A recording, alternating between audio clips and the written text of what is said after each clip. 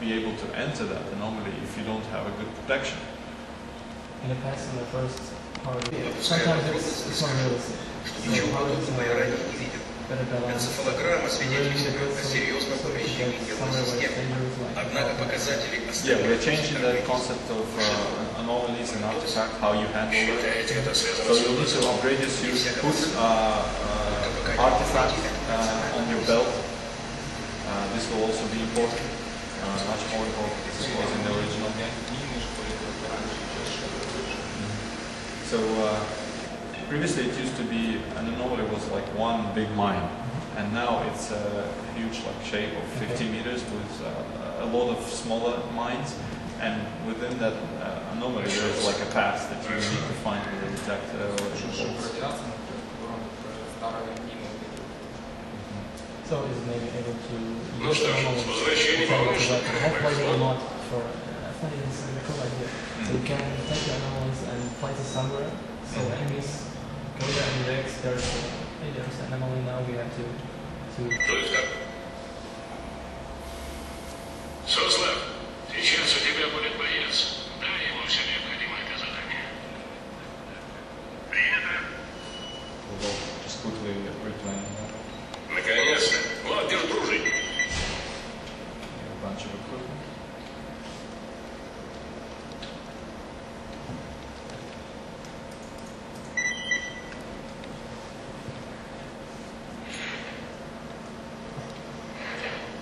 This marshland area is pretty much open-ended.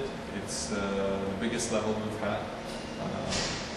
Like in the original game, the biggest one was the local station. It has 2.5 million polygons, and on this one we have 6 million polygons. It's like a deadly place full of muddy water. So you need to, full of muddy waters, and so you need to look for little bridges and crosses through. There's plenty of wildlife here.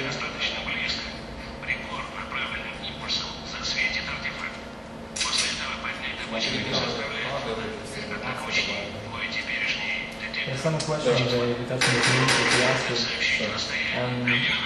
Instead of Chernobyl, we'll mostly have this problem even if you are 50 meters or more away from the enemy. Even if you hide between the tree, he sees you, you start shooting, so you can't do anything else than running away. So how is it now? How is it more realistic? После информационной войны последние патроны остались. Можно вести их.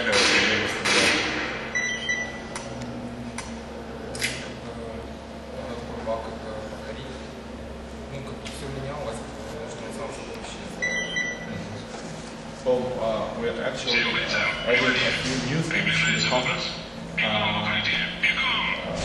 such as smart covers, for example, where characters are able to locate themselves, orientate themselves on level, and they are able to hide behind a number of like architecture parts, things on level, stones, whatever, and they will be looking from around that, shooting at you. Yeah, now we will have that.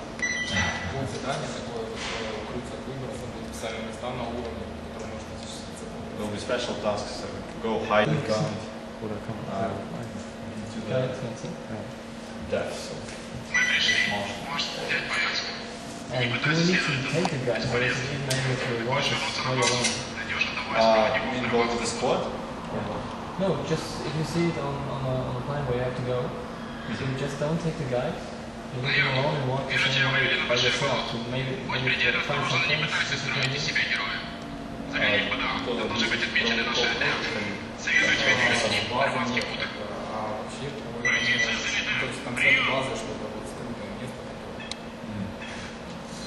Well, with the key base, you can go only with guns, but with the rest, you can read pretty much.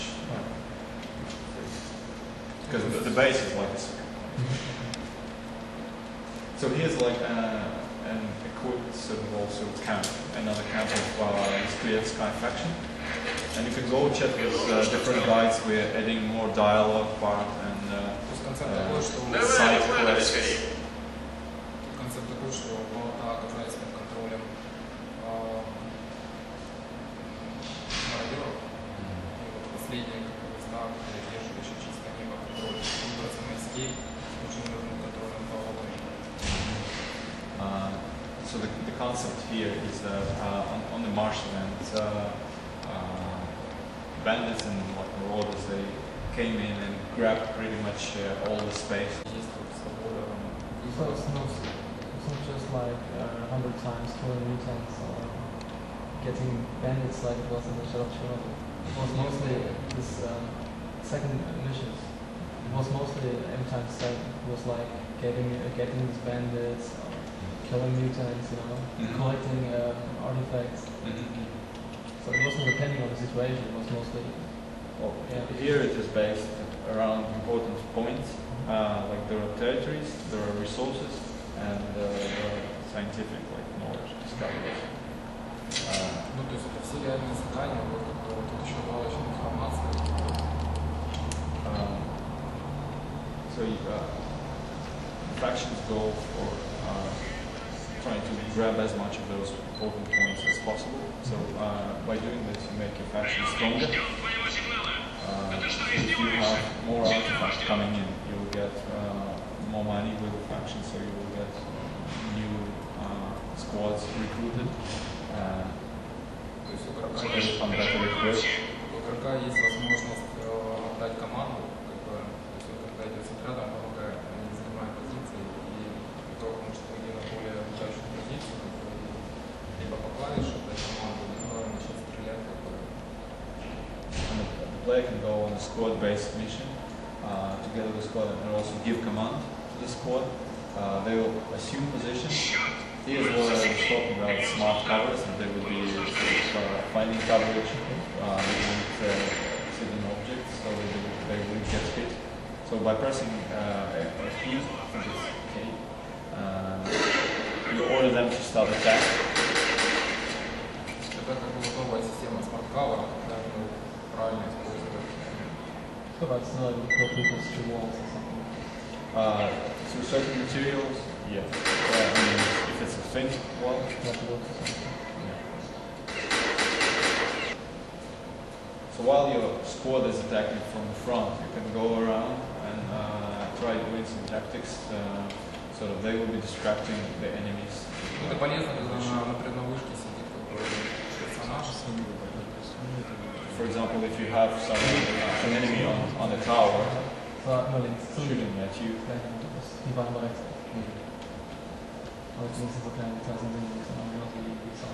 Yeah.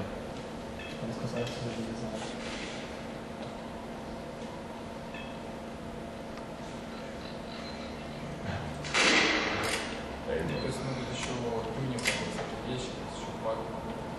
Well, we're still tuning a few things about the reaction, balance, and stuff. Тут частенько на...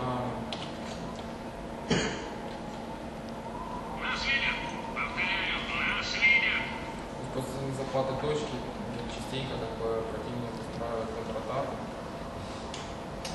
So once we say captured an important territory, the enemy might counterattack if there are some squads nearby. Like they would receive a message that one of the locations was captured, so they would try to rebut.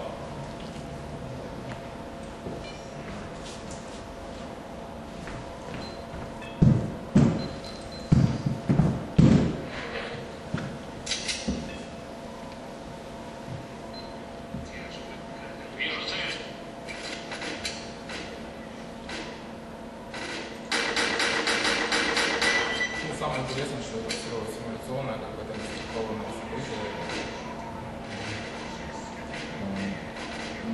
Most interesting is that all this happens non-scripted, so it's fully AI driven, and you can also just observe this war going on even without participating.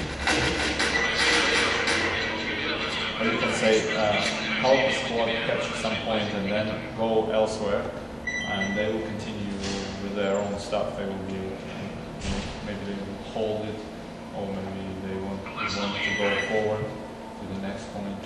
Which is secure, where no enemy can get you. So maybe something else or something where you really hide it between trees, no one can see you. They have a real line of sight.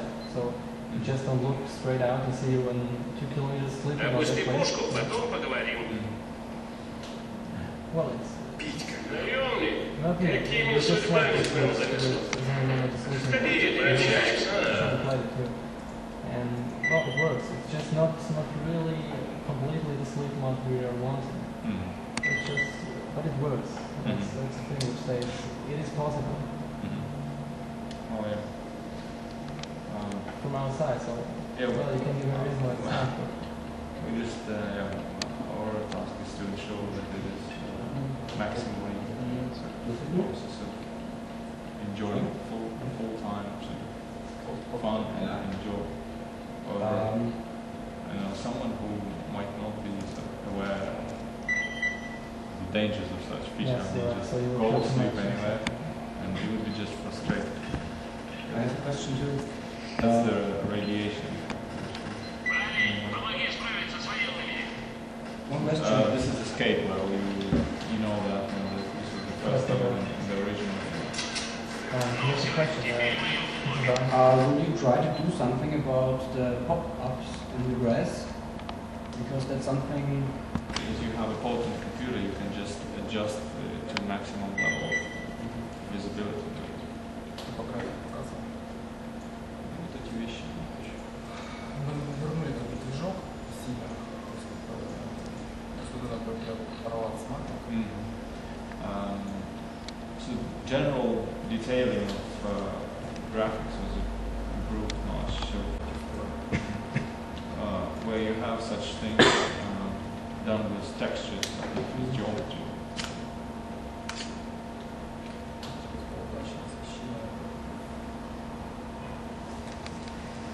Динамическая погода.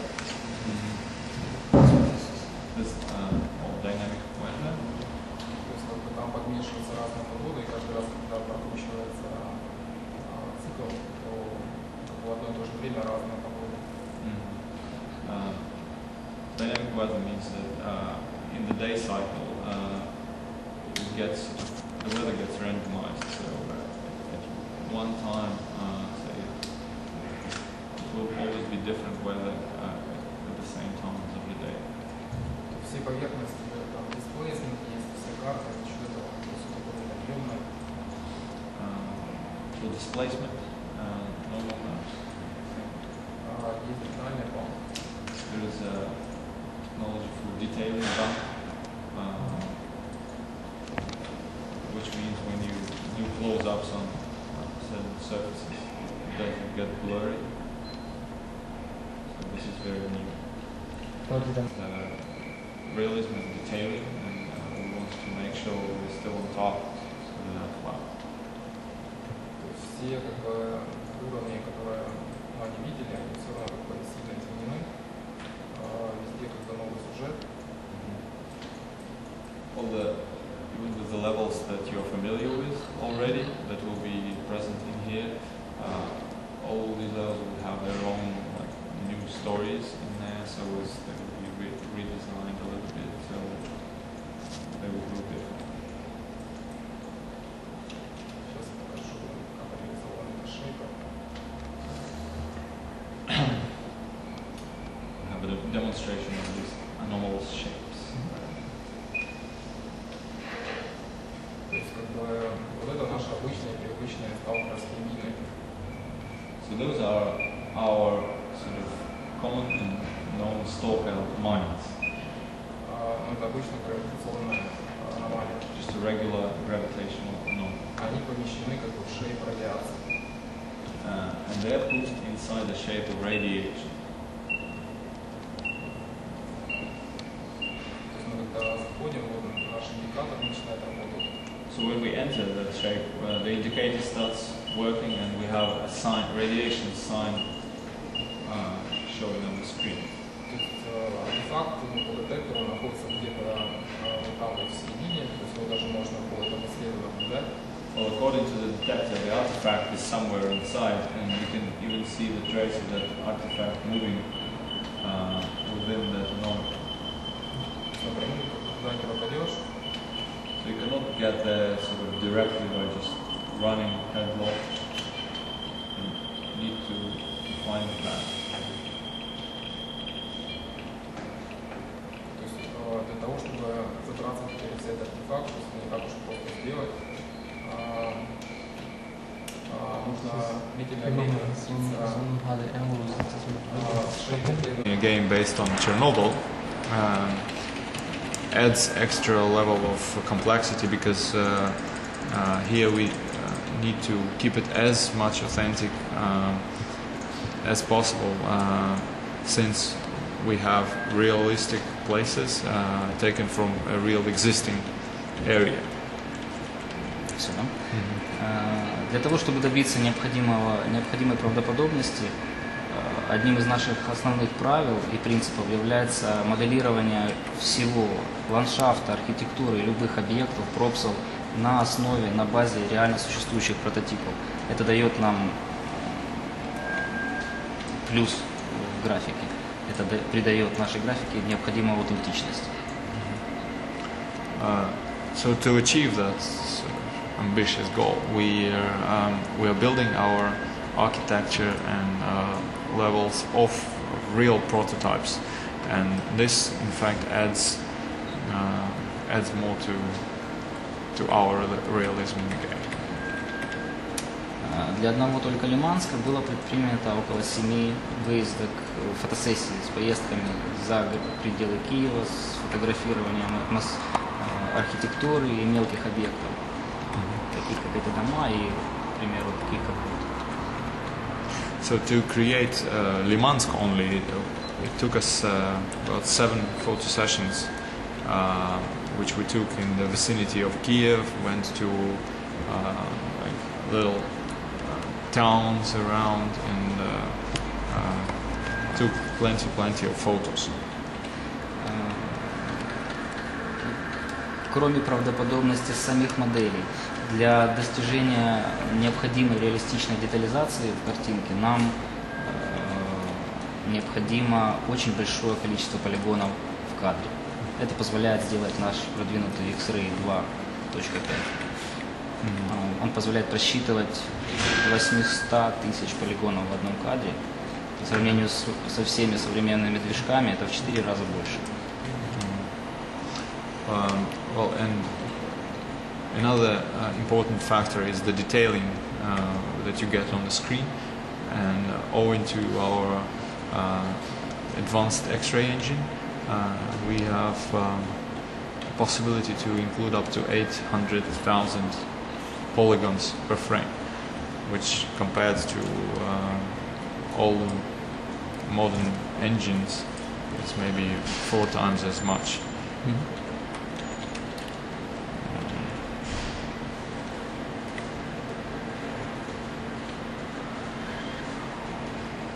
Можно о самом, наверное, рассказать в городе, что он себя представляет. Конкретно о Лиманске. Главной нашей задачей была, кроме правдоподобности, такая задача, как альтернативность Припяти. Потому что Лиманск, поскольку это тоже город, и в нем неизбежно будет аналогичный Припяти геймплей, он обусловлен архитектурой, левела и всем остальным. Мы ставили своей задачей сделать такой стиль у Лиманска, который бы нисколько не был бы похож на Припять.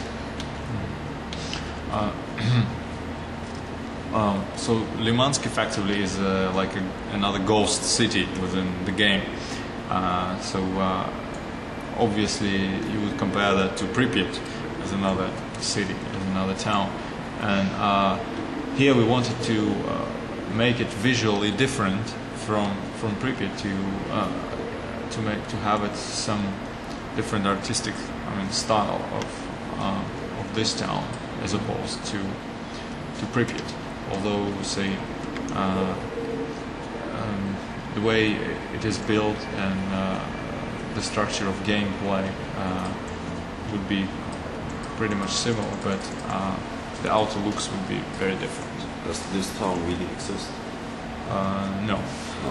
We got a lot of very, very, very positive critics about this place because it's highly detailed and it looks fun. Oh yeah, and every kid who grew up in Soviet Union used to have this particular yard with all that stuff in. Именно из этих соображений мы очень большую ставку на это место ставили. С самого начала планировали, что оно вызовет ажиотаж. Именно из соображений того, что оно вызовет ностальгические ощущения. That place is very nostalgic. That was the idea from the beginning, to make it very dear and nostalgic. Итак, как мы постарались реализовать альтернативность Лиманска по отношению к Припяти? Во-первых, мы выбрали совершенно другой временной пласт. Если Припять — это архитектура и в целом атмосфера 70-х, 80-х годов, то это город, сделанный в стиле конца 50-х годов. So what makes it different to Pripyat actually? Well, in the time frame for Pripyat in terms of structures, buildings would be 1970s, 1980s, and Limansk here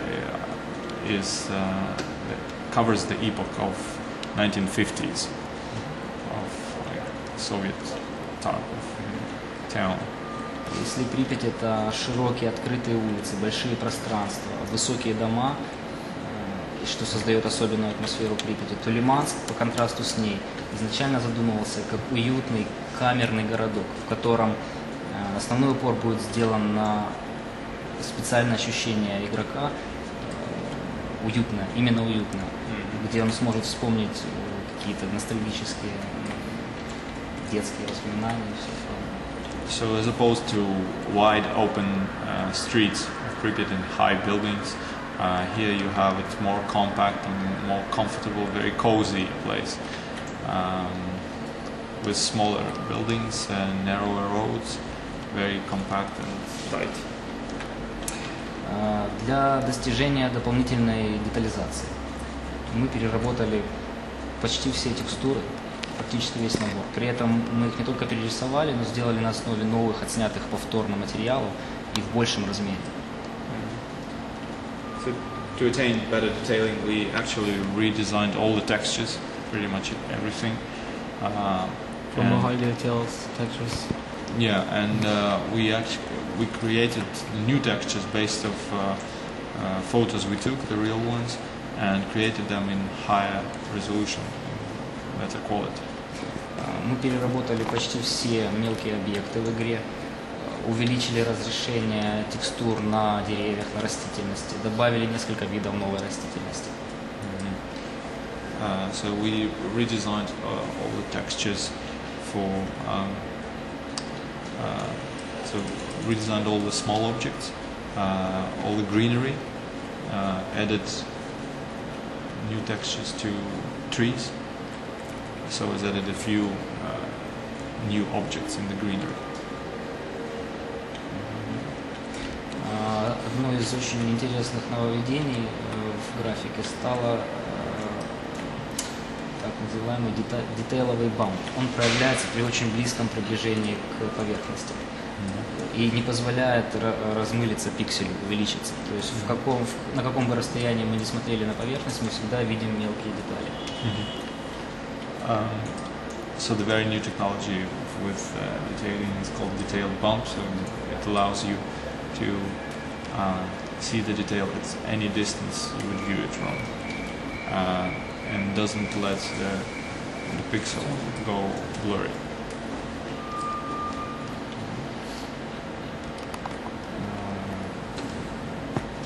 Для усиления эффекта атмосферности мы решили использовать технологию объемного света. There's volume light used to add to atmosphere. Он усиливается еще тем, что у нас специально используется очень большое количество растительности в игре. То есть одно, другое подчеркивает и усиливает. We have seen this on the screen once, this thing, Yeah, but I can't tell. I don't know exactly what is this. Is this Chernobyl 2 radar station? Yeah, that's the antenna, Chernobyl 2 antenna. So when you look at the map of the original S.T.A.L.K.E.R, will this town be on the left side, in the middle? Because in the original S.T.A.L.K.E.R there was a grey spot. You could think that this is a town, but you never came there. Он у нас на карте где находится? Слева? Я покажу. Let's check.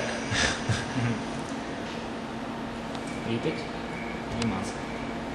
So it's to the left from Pripyat. Карта, надо сказать, переработана. Like new textures, or how did you make this? The textures themselves, how did we make them? Yeah, because for the first time for Shadow of Chernobyl, you have gone to the zone to make photographies and to see how the things work. So you had to make this a second again? Yeah, like for Limansk only we had 7 photo sessions. Да, но единственное отличие Лиманска в том, что он не имеет реального прототипа, такого как город Лиманск с таким же визуальным стилем. Лиманск является собой собирательный образ многих провинциальных городов Советского Союза. Although, say, Limansk is like a fake town, it does not exist in reality, but it's a collective, say, image of. Okay, so these are things working with physics.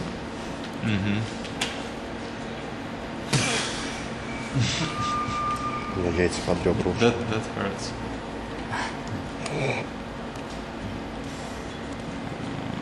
Да, это антенна.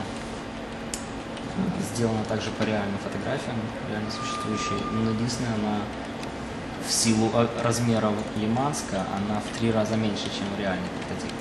Реальный прототип имеет 10 вот таких башен, у нас их 3. So that's the antenna from Chernobyl. It's a top secret kind of place in Chernobyl. Even now, people are not allowed to visit that.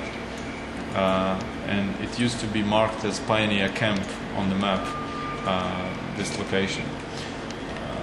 And in the real antenna has 10 sections. Here we have just 3,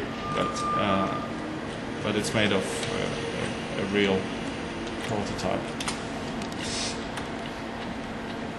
Мы пробовали ставить большую антенну, но она своими размерами стала подавлять сам город Лиманск. Поэтому решили ее уменьшить до 3. Originally we made it in full scope, but it started actually covering the whole city.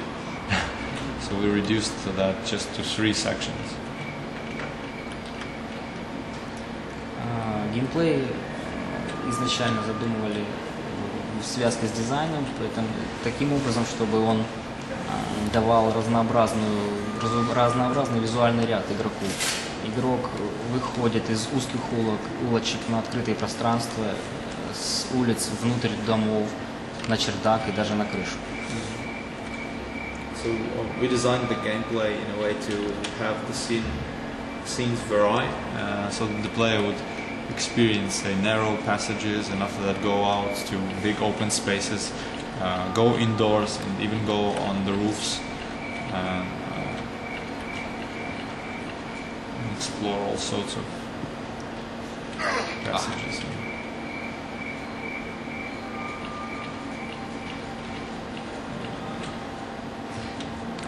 Из новых технологий, которые появились у нас в графике, можно назвать S.T.A.L.K.E.R с эффектом tone mapping, то есть который правильно имитирует поведение сетчатки глаза при засветке. We've got HDR effect with tone mapping, and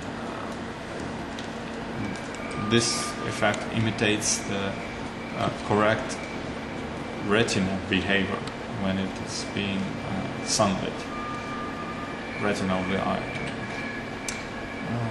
Еще для добавления детализации можно назвать такую систему, как система отрисовки большого количества травы, система референсов. Она позволяет заполнять густо-густо травой очень большие открытые пространства, что добавило дополнительной детализации. Also, to add extra detailing, we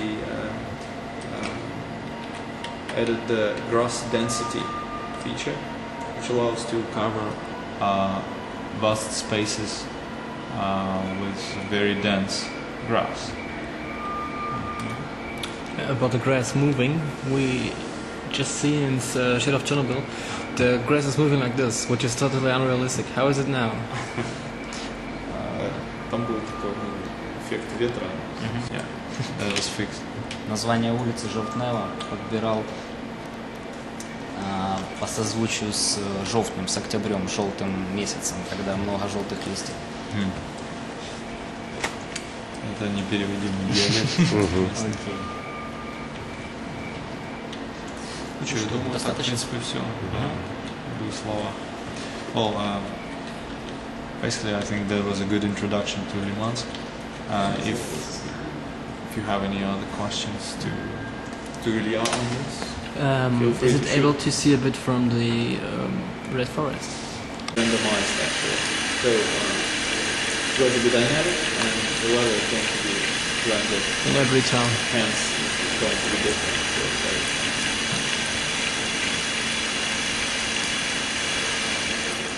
На горизонте Лиманск. Граница с Лиманском. Limansk is on the horizon. So, this level borders with Limansk. Один из самых тяжелых уровней в чистом небе из-за большого количества сосен. One of the most complex levels due to a lot of pine trees.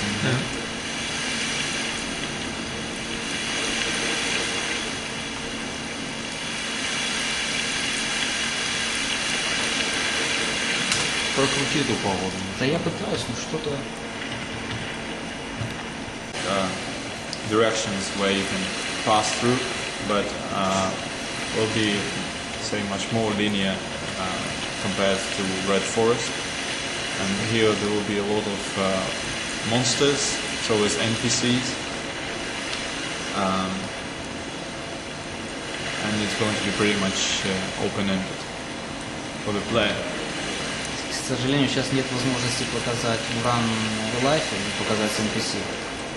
Но впечатление, когда играешь с монстрами здесь, особенно с ночью с фонариком, очень напоминает по жуткости своей ведьму из Блэк.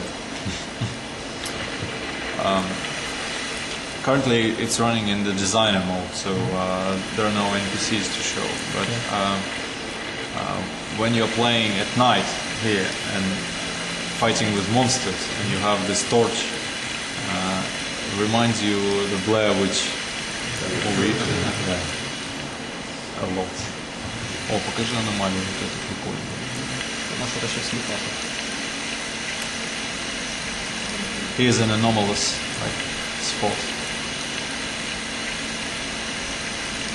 Не могу пропустить. Such things will be pretty frequent on levels, like weird anomalous areas, twisted by some energies.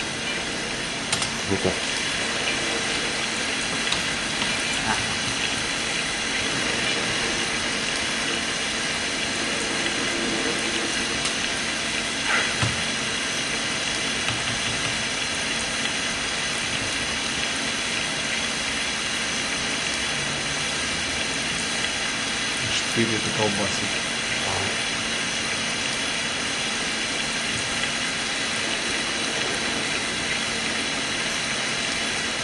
Тоже не маленький левик. Он большой, да. Но самый тяжеловесный это болото.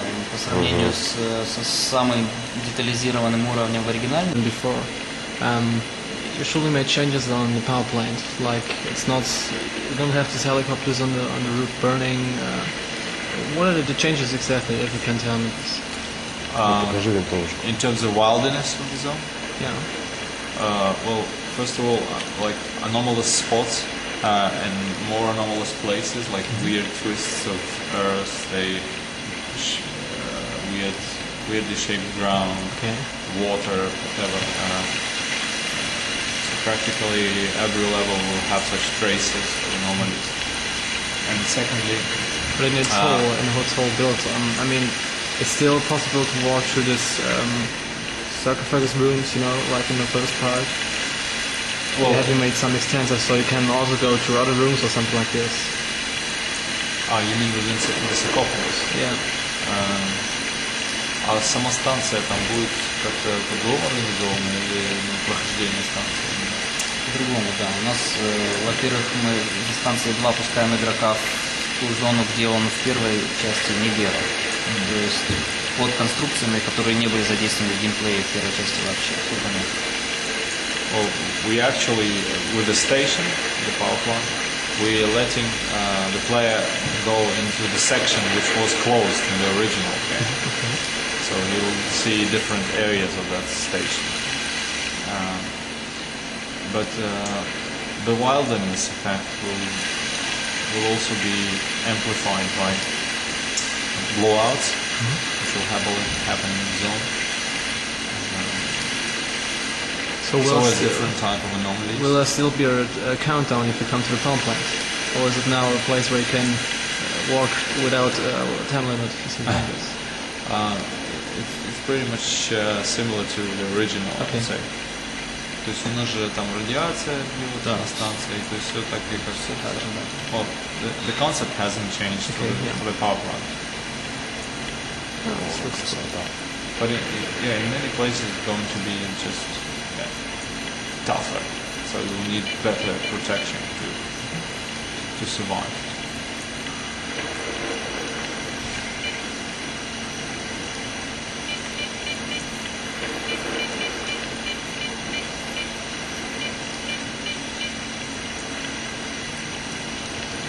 Подземная какая-то лаборатория.